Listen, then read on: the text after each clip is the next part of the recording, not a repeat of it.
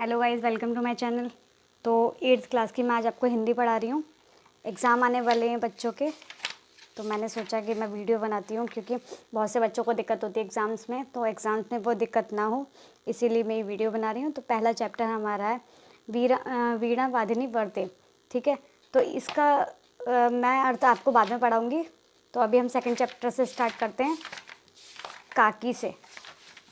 ठीक है, तो हम काकी चैप्टर से स्टार्टिंग करते हैं। काकी बहुत ही अच्छी पोयम है, बहुत ही अच्छी स्टोरी है। अगर आप ये पढ़ेंगे तो आपको बहुत इंटरेस्टिंग लगेगी। और अगर आपने ये पूरी कहानी पढ़ ली ना, तो आपको क्वेश्चन के आंसर याद करने की ज़रूरत ही नहीं है। तो इसीलिए आप पहले पूरी कहानी पढ़िए ताकि आपको क्वेश्चन के आंसर याद करने की ज़रूरत ही ना पड़े। बहुत से बच्चे ऐसे होते हैं जो रटते रहते हैं, याद नहीं हो पाता है। अगर आप स्टोरी ही अच्छी तरह से पढ़ लेंगे तो आपको याद करने की ज़रूरत नहीं है। तो ये क्वेश्चंस हैं। शामू ने भोला के सामने कौन सा रहस्य खोला? Second question. शामू ने जवाहिर भैया से कागज़ पर काकी क्यों लिखवाया? उड़ती हुई पतंग को देखकर शामू का हृदय एकदम खिल क्यों उठा? ठीक है, फिर है आपका क्वेश्चन नंबर 5 क्वेश्चन है, भोला एक ही डांट में मुखबिर हो गया, इस वाक्य का क्या तात्पर्य है? तो मैं ये सारे क्वेश्चन के आंसर आपको बताती हूँ। फिर हम नेक्स्ट पेज पर चलते हैं, नेक्स्ट लेसन पर। तो पहला क्वेश्चन हमारा, शामू ने भोला के सामने कौन सा रहस्य खोला? शामू ने रहस्य खोला, मैं ये पतंग ऊपर राम के यहाँ भेजूंगा, इसको पकड़कर काकी उतरेंगी। मैं लिखना नहीं जानता, तो इस पर उसका नाम लिख देता। तो शामू ने भोला के सामने ये रहस्य खोला। शामू ने जवाहिर भैया से कागज़ पर काकी क्यों लिखवाया?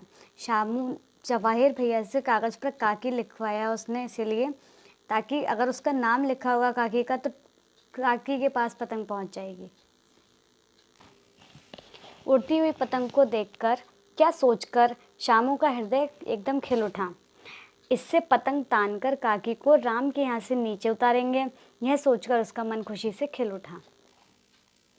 भोला एक ही डांट में मुखबिर हो गया, इस वाक्य का क्या तात्पर्य है? इस क्वेश्चन तो अभी जो मैंने आपको क्वेश्चन बताया, भोला एक ही डांट में मुखबिर हो गया, इस वाक्य का क्या तात्पर्य है? उसका उत्तर ये है, भोला एक ही डांट में मुखबिर हो गया। बोला, शामू भैया ने रस्सी और पतंग मंगवाने के लिए भेजा था। भोला ने कहा, इन्होंने मंगवाई थी। विश्वेश्वर हतबुद्धि होकर वहाँ खड़े रह गए। उन्होंने फटी हुई पतंग उठाकर देखी, उस पर चिपके हुए कागज़ पर लिखा था काकी। तो हमारे क्वेश्चंस हो चुके हैं। अब हम क्वेश्चन आगे बढ़ाते हैं। ये वाला क्वेश्चन है हमारा सेकंड। तो ये लिखा है, नीचे दिए गए वाक्यांशों के लिए एक एक शब्द लिखिए। ठीक है, तो जिस पर विश्वास न किया जा सके अविश्वसनीय। ये मैं आपको लिखकर भी बताती हूँ।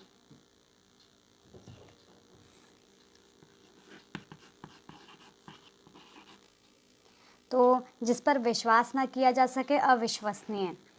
फिर जिसका स्वर्गवास हो गया हो स्वर्गीय। स्टार्ट कर दे तो बता दिए। जो आप अपने मन को एकाग्र रखता हो एकाग्रचित्त।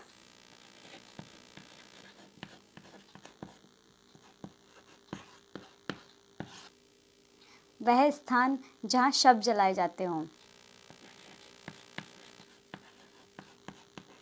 शमशान घाट।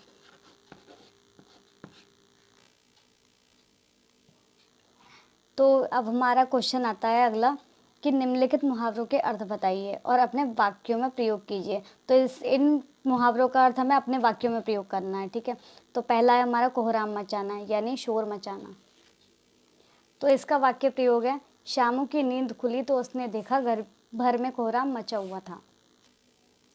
तो हमारा नेक्स्ट है हृदय का खिलना, यानी बहुत खुश होना। तो शामू के प्रथम आने पर उसके पिता का हृदय खुशी से खिल उठा।